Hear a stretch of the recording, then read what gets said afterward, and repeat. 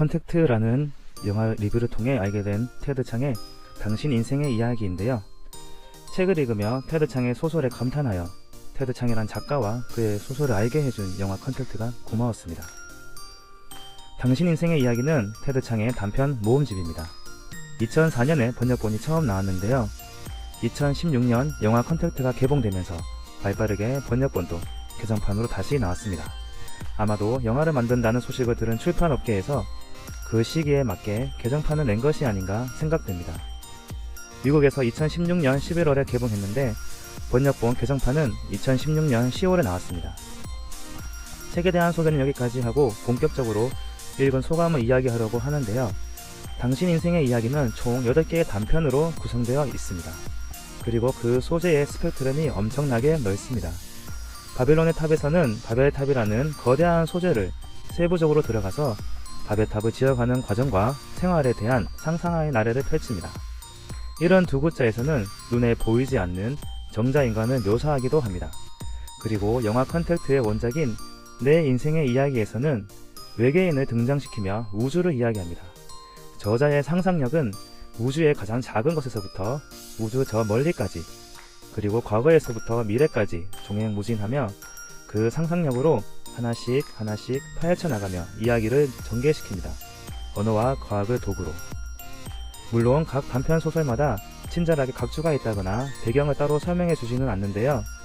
게다가 단편 소설이라서 빠른 시간 안에 이 소설에서 설정한 상황이 어떠한지를 간파하고 사용하는 단어의 개념을 잘 이해해야 합니다. 그렇지 않으면 뜬구름 잡는 이야기로 받아들이거나 스토리의 전개를 못 따라갈 수도 있습니다. 그래서 특히 소설 초반에 집중해서 내용을 파악하고 이해해야 하는데 이러한 과정이 SF 소설의 묘미인 것 같네요. 이번엔 도대체 작가가 어떠한 설정으로 어떠한 이야기를 만들어낼지를 기대하면서 말이죠. 이런 두 구자에서 나오는 논리는 현대 사회에서 유전자 분석을 통해 인종의 우열을 밝히고 열등한 인종은 퇴보시키거나 멸종시키고 우등한 인종만 정책적으로 번성시키겠다는 논리와 똑같은데요. 이렇게 테드 창은 현대 사회에서 논란이 되거나 이슈가 되는 내용을 소설 속에 집어넣습니다.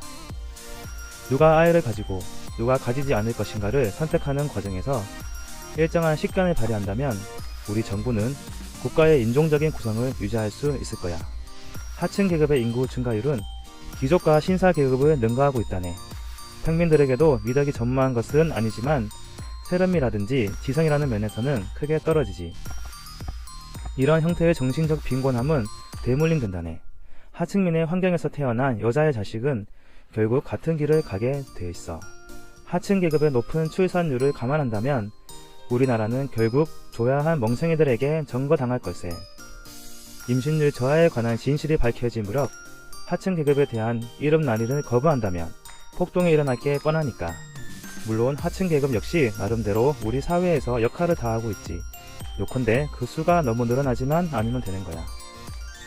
마지막에 수록된 외모 지상주의에 관한 소고 다큐멘터리도 현대사회의 시선은 큰데요. 이 단편 소설에서 사람은 칼리라는 도구를 통해서 외모에 대한 호감을 중립적으로 만들 수 있습니다. 즉 처음 사람을 만났을 때 외모로 그 사람을 판단하지 않도록 하는 도구가 칼리인 것이죠.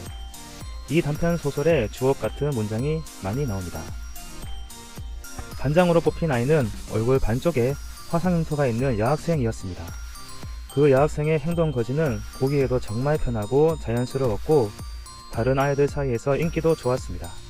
다른 학교였다면 아마 바로 그 아이들한테 따돌림을 당했겠죠. 어떤 업적을 이루더라도 예쁘면 크게 각광받지만 그렇지 못할 경우에는 평가절하됩니다.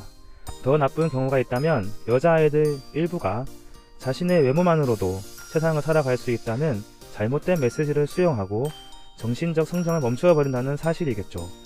얼굴이 예쁘다는 것은 기본적으로 수동적인 특징입니다.